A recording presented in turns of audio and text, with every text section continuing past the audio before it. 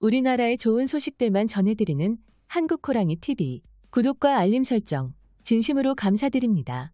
최근 들어 영국의 군사무기 싱크탱크 관리 기관 중 가장 유명하다고 알려진 채텀하우스마저도 한국산 무기를 도입하는 K방산이 큰 열풍이고, 영국 국방부까지 직접 나서서 3시간에 걸쳐 한국의 무기 수출 사례에 대해 특집 보도를 쏟아낼 만큼 큰 화제가 되고 있습니다. 특히 한국산 무기에 대한 실전 성능이 여러 차례 입증되면서 굳이 마케팅을 하지 않아도 판매율이 높은 것으로 알려졌습니다. 무엇보다도 벤 월러스가 이끄는 영국 공군 역시 16조 원을 투자하고 공군의 노후화된 전투기를 모조리 대체하기 위해 KF-21 전투기와 F-35 전투기를 성능 비교 대상 후보로 지정하는 등 차세대 군용기까지 도입하겠다고 밝혔습니다. 영국 언론 역시 한국은 최근 무기 판매 실적에서 독일을 뛰어넘을 수 있을 만큼의 성적을 증명하고 있으며, 이른바 세계 강대국들만의 전유물이었던 독자 무기 플랫폼 보유국에 등극했다고 할 만큼 계속된 성과를 꾸준히 보여주고 있고, 또 한국의 군사 장비는 독일과 프랑스산보다 저렴하면서도 실전 성능이 매우 좋은 편이라 영국군에선 외국산 무기 중에서 유력한 대안으로 꼽히고 있다고 보도했습니다. 실제로 스톡홀름 국제평화연구소에 따르면 한국은 세계 방산시장 수출 점유율에서 3위를 차지할 만큼 좋은 성적을 기록했습니다.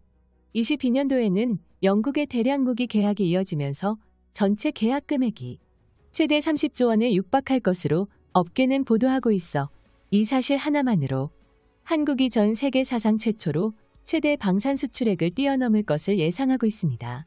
또한 최근 KF-21이 36차 비행에 성공하면서 구매 의사를 밝히는 국가들이 많아짐에 따라 영국 역시 조종사 편성을 통해 한국 견학을 추진하고 있는데요. 우리 대한민국이 방산 시장에서 독보적으로 1위인 미국과 견주어봐도 손색 없을 만큼 높은 성과를 나타내고 있는 상황입니다. 22년 기준으로 미국의 수출 증가율이 14%를 기록한 것에 반해 한국은 무려 177%를 달성하며 엄청난 상승세를 연달아 기록하고 있습니다. 지금과 같은 추세가 이어진다면 한국이 방산 수출 시장에서 유럽 전체를 뛰어넘을 수 있을 것으로 보입니다. 이처럼 세계 각국들은 불안한 국제 정세 속에서 한국산 무기를 통해 군비를 지속적으로 강화하고 있습니다.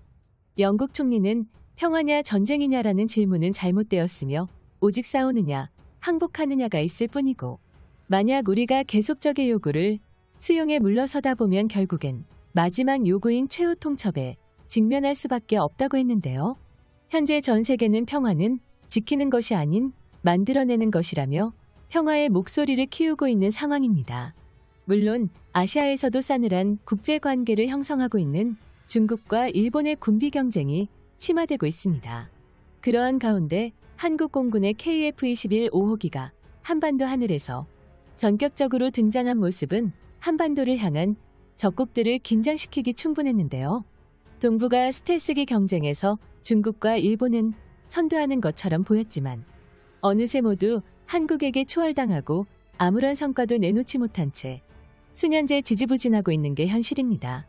영국의 왕립 채텀하우스 싱크탱크는 한국이 4.5세대 초음속 전투기를 성공적으로 개발하고 2026년 양산에 바짝 다가섰다고 보도하며 한국 기술진들의 끈질기고 일관된 집념을 바탕으로 오늘날 한국 방위산업을 세계 최고의 반열에 올라설 수 있게 만들었다고 극찬했습니다. 특히 방산 시장에서 높은 점유율을 차지하고 있는 F-35는 연이은 추락과 치명적인 항전 장비 오류로 인하여 KF-21에 대한 가치는 알아서 올라가기 시작했고, 이는 로키드 마틴마저 긴장하게 만들었는데요. 실제로 미국의 FA-35 구매에 대한 갑질에 영국은 물론이거니와 주변국들이 치를 떨고 있었습니다.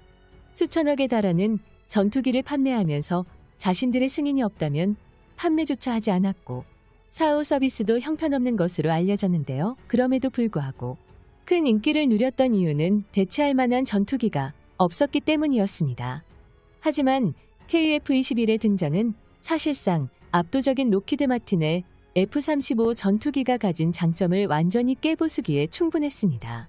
최근 들어 미국은 F-35에 대한 갑질이 심해지고 있는 만큼 결함 문제를 기반으로 영국이 KF-21 전투기를 선택할 가능성이 매우 높습니다. 이어서 현재 동아시아 국가 중에서 스텔스기 개발에 성공한 곳은 한국과 중국뿐인데요.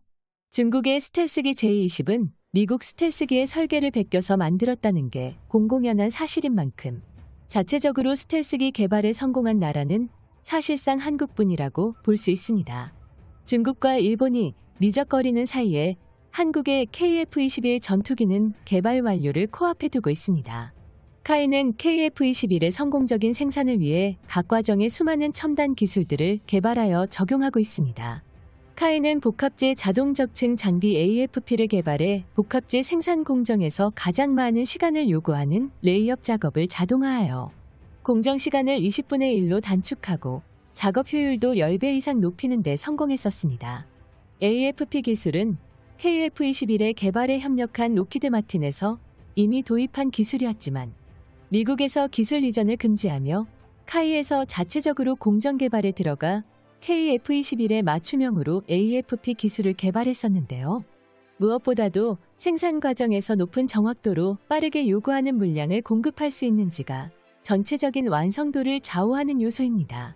카이는 여기에서 멈추지 않고 KF-21의 AFP의 세계 최초로 스마트 팩토리, 인공지능 기술을 도입하는 것에도 성공했습니다. 이 기술은 AFP 장비가 자재를 접촉함과 동시에 표면을 스캔하고 AI가 스캔된 고해상도 설계도를 바탕으로 적진 결과에 대해 자체 결함 판정을 내리는 혁신 검사 시스템으로 유관 검사 대비 정확도를 높이고 검사 피로도를 감소시켜 검사 시간을 단축하는 강력한 효과가 있습니다. 카이는 스마트 팩토리를 통한 인공지능 단독 판단 수준까지 정확도를 향상시켜 KF-21 양산 공정에 적용하는 것을 목표로 하고 있다고 밝혔습니다. 이처럼 KF-21에 도입될 신기술들이 차곡차곡 쌓여가며 실전에서 KF-21 전투기가 하늘로 날아오를 날을 앞당기고 있습니다.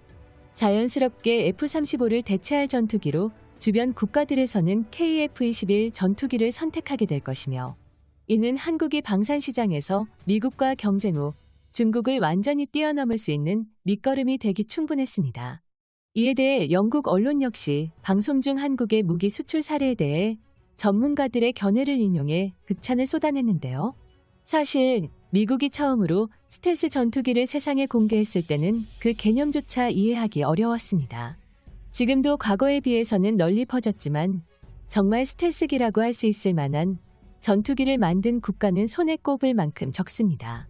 미국뿐만 아니라 유럽연합과 프랑스 등 각국에서 스텔스 전투기 자체 개발에 나섰었고 우리나라 역시 KF-21을 만들어내며 스텔스 전투기 개발국의 반열에 이름을 올렸는데요. 그런데 우리나라보다 한참 먼저 스텔스기의 개발에 나섰으면서 아직까지도 제대로 된 성과를 보여주지 못하고 있는 곳이 있었으니 바로 옆나라 일본입니다. 한국과는 매우 비교되는 부분이군요. 우리나라의 영원한 자주국방을 위하여 시청자 여러분,